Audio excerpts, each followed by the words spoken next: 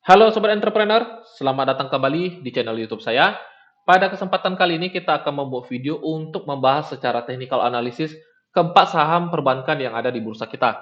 Sebelum kita sampai ke topik pembahasan, saya ingin ingatkan kembali kepada teman-teman semua, bagi teman-teman yang ingin bergabung bersama kita, trading bareng, belajar bareng, dan sharing bareng, bersama Mira Asset Sekuritas, teman-teman dapat klik link yang akan kita sertakan di deskripsi. Nanti ketika teman-teman klik link tersebut, teman-teman akan langsung berkomunikasi dengan saya dan saya akan pandu bagaimana caranya untuk membuka akun Mirai Aset Sekuritas. Untuk informasi lebih lanjut, teman-teman boleh klik linknya. Nanti kita akan langsung berkomunikasi dengan lebih detail gitu. Nah, di sini kita akan lihat terlebih dahulu pergerakan indeks IHSG kita. Seperti yang teman-teman perhatikan, indeks kita breakdown dari support levelnya secara minor trend. Kita buat dulu analisanya. Nah, di sini kita lihat secara minor trend dia ranking membuat suatu konsolidasi dan di perdagangan hari ini dia ditutup melemah, teman-teman. Kalau kita perhatikan dia ditutup melemah dan breakdown dari area supportnya. Di sini sebenarnya cukup buruk untuk pergerakan indeks IHSG kita ke depannya.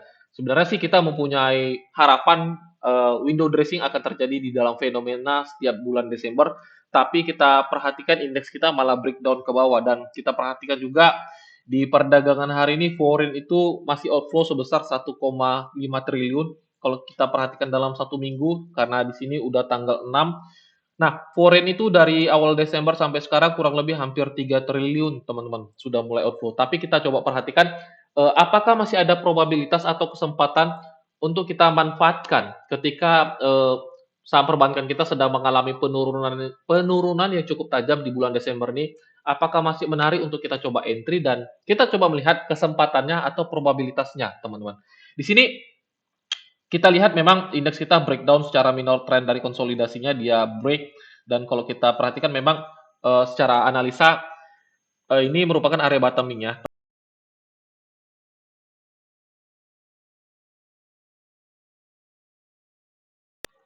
Kita adjustment dulu analisanya, teman-teman. Nah, di sini kita adjustment, maka kita temukan ada sebuah bottoming yang ada di bursa kita.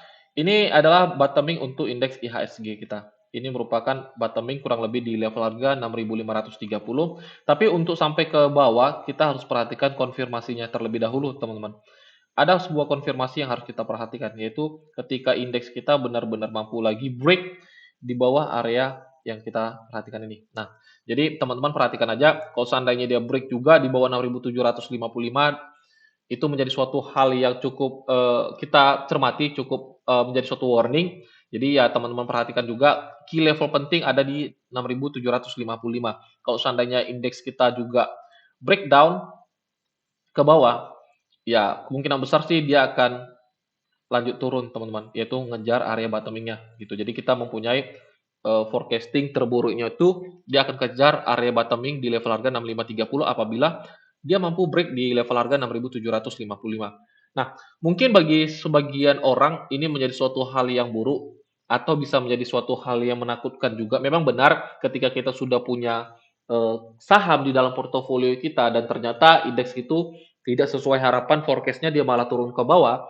Nah, mungkin ini bisa menjadi suatu warning atau menjadi suatu kecemasan juga bagi kita.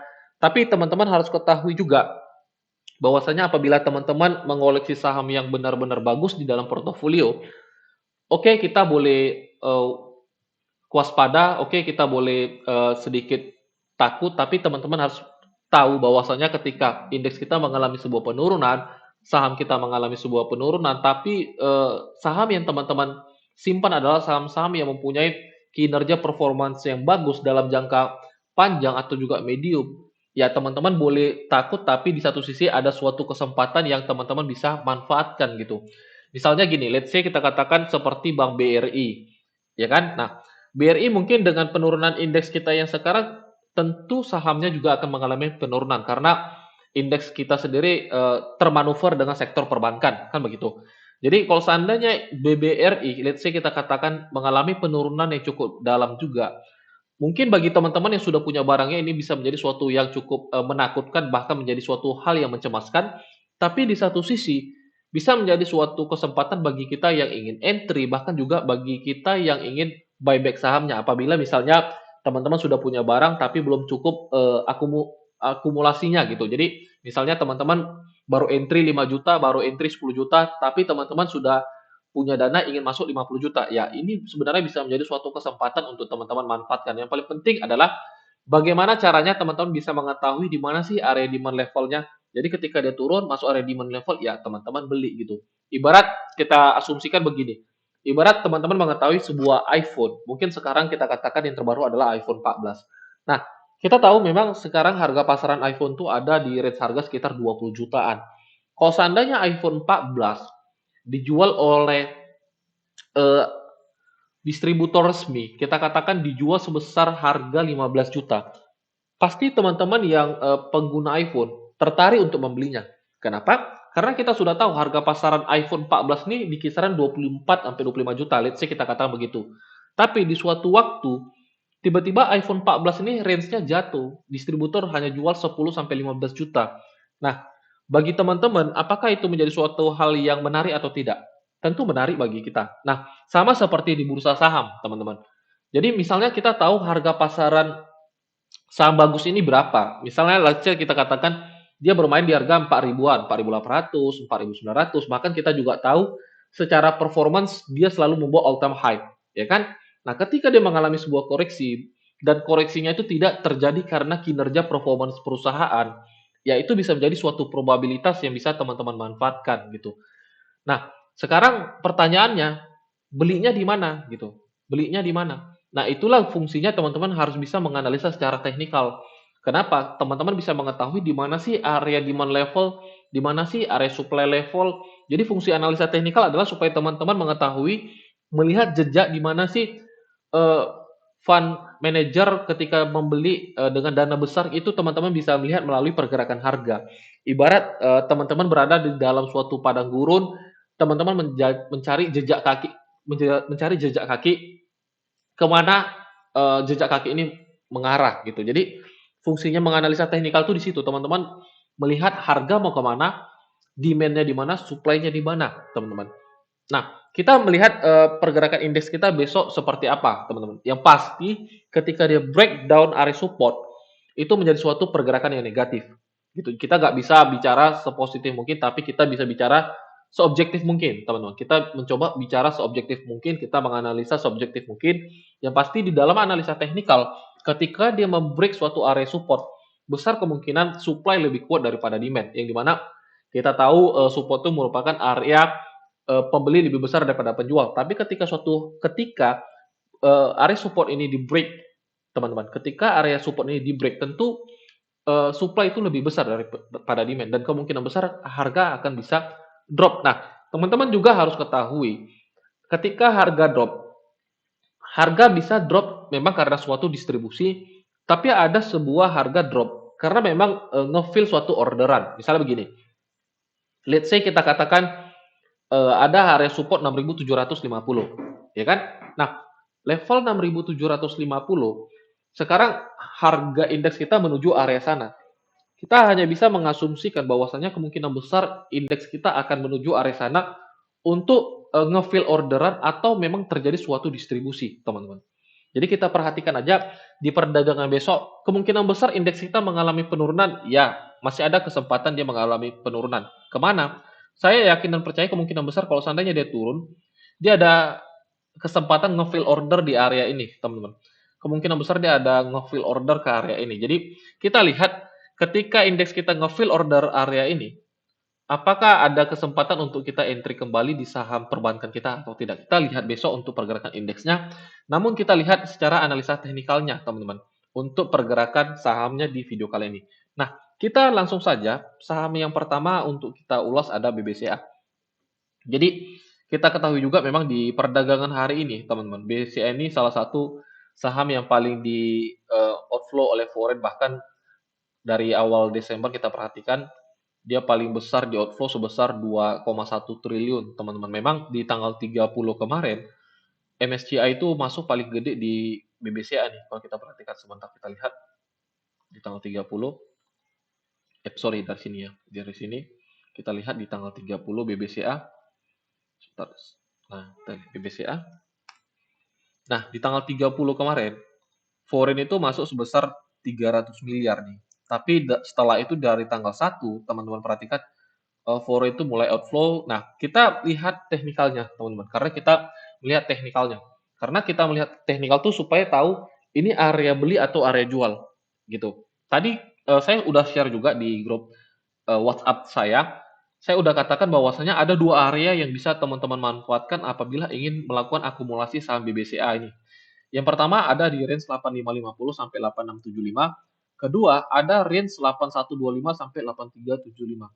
Mungkin teman-teman bertanya, "Oh, kok banyak kali areanya?" Ya, kita ketika melakukan akumulasi teman-teman harus mengerti area, yang dimana funds manager atau big fund sendiri ketika ingin masuk ke dalam suatu emiten, dia tidak masuk dalam satu harga, teman-teman. Jadi ya sama seperti ketika kita menganalisa, melihat suatu area beli di mana, area jual di mana, tentu kita bisa membuat suatu peta perjalanan harga gitu. Jadi kita lihat di dalam BBCA ini kita menemukan ada dua area yang bisa teman-teman lakukan untuk akumulasi. Area pertama ada di 8550 sampai 8675. Area kedua ada 8125 sampai 8375. Nah, ini teman-teman, ini yang area yang kedua ini merupakan area base price. Ini area base price namanya. Kenapa? Karena area ini belum pernah di-retest sama sekali. Teman-teman perhatikan di sini, ini area belum pernah di-retest sama sekali, jadi area ini masih fresh. Kemungkinan besar ketika harga masuk area ini, teman-teman, ada sebuah reaksi. Jadi kita lihat ada berapa persen harga turun ke situ. Mas, ada kemungkinan besar ya, kita bicara terjelek, probabilitas terjelek. Kalau seandainya BBCA mengalami penurunan sebesar 4%, ya, mungkin itu menjadi suatu hal yang cukup mengkhawatirkan, menakutkan, dan mencemaskan, iya. Tapi secara analisa teknikal, teman-teman akan menemukan bahwasanya ketika dia mengalami penurunan sebesar 4%, itu merupakan suatu probabilitas yang bisa teman-teman dapatkan untuk memanfaatkan suatu momentum gitu. Kenapa? Karena ini merupakan suatu area yang benar-benar menarik untuk teman-teman cermati secara teknikal gitu. Nah, kalau seandainya dia masuk ke sini, let's say kita masuk ke sini, ya kan? Nah, kalau seandainya teman-teman tipe trader yang ingin melakukan pembatasan risiko, ya risikonya kecil, teman-teman.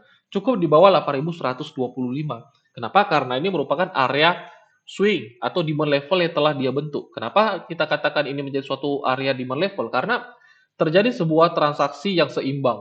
Ketika terjadi suatu transaksi yang seimbang, di dalam suatu periode berikutnya terjadi sebuah lonjakan harga yang dimana orang tidak lagi beli di harga pasaran seimbang pada waktu periode sebelumnya. Justru dia ketika harga rally, orang ngotot beli, teman-teman. Orang ngotot beli, tapi di suatu waktu ada orang nggak mau beli. Kenapa? Oh, harga sudah mulai kemahalan. Lebih baik kita tunggu dia masuk ke harga pasar, baru teman-teman entry. Nah, sekarang pertanyaannya, saya hapus dulu gambarnya ya. Saya hapus dulu gambarnya. Teman-teman perhatikan nih. Inilah harga pasar pada waktu itu, pada waktu periode jangka dekatnya, jangka pendeknya. Kita katakan let's say seperti itu. Ini harga pasar ya. Kenapa, teman-teman? Karena terjadi suatu transaksi jual dan beli yang seimbang. Oke? Di sini terjadi suatu transaksi jual beli yang seimbang, tapi di satu sisi terjadi sebuah lonjakan harga nih. Teman-teman perhatikan, ketika terjadi suatu lonjakan harga, teman-teman perhatikan, terjadi suatu lonjakan harga di sini. Nah, di sini bisa kita katakan ini merupakan harga yang sudah mahal. Kenapa? Karena harga sudah rally, harga sudah mahal, dia sudah melewati dari harga pasarnya di sini.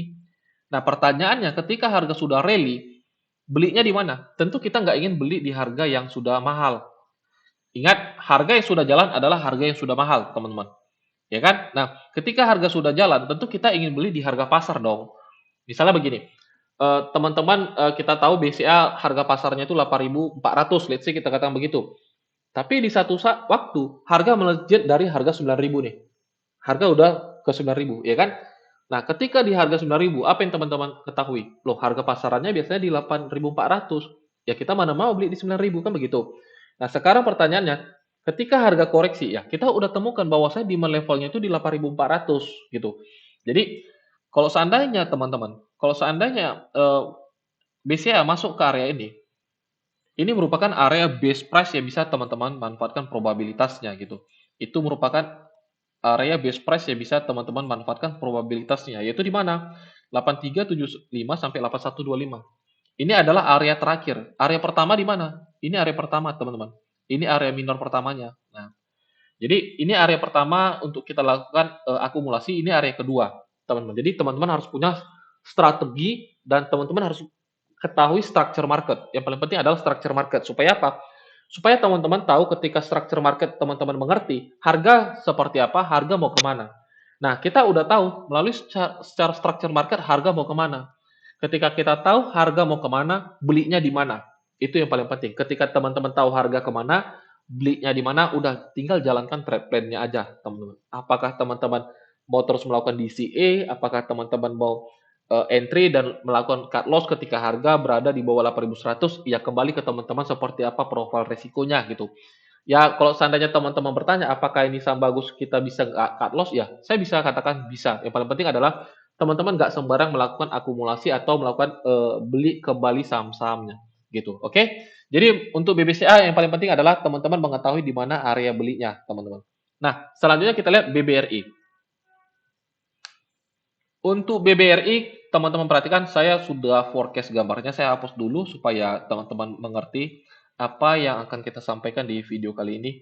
Nah, BBRI sebenarnya secara majority trend kita udah lihat dia secara structure dia memang condong ke atas, harganya landingnya itu udah jelas ke atas, teman-teman.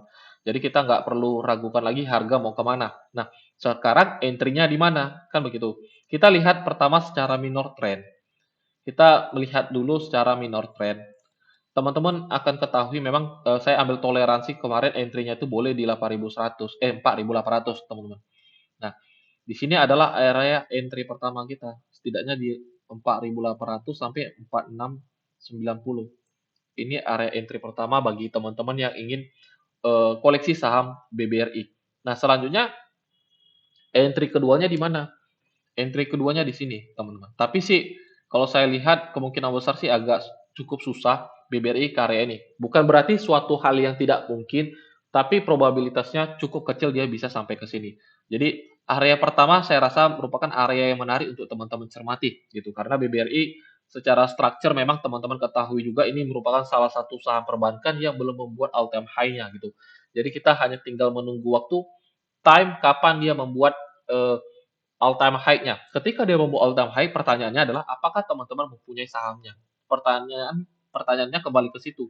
Ketika nanti BBR ini membuat all time high, apakah teman-teman punya sahamnya?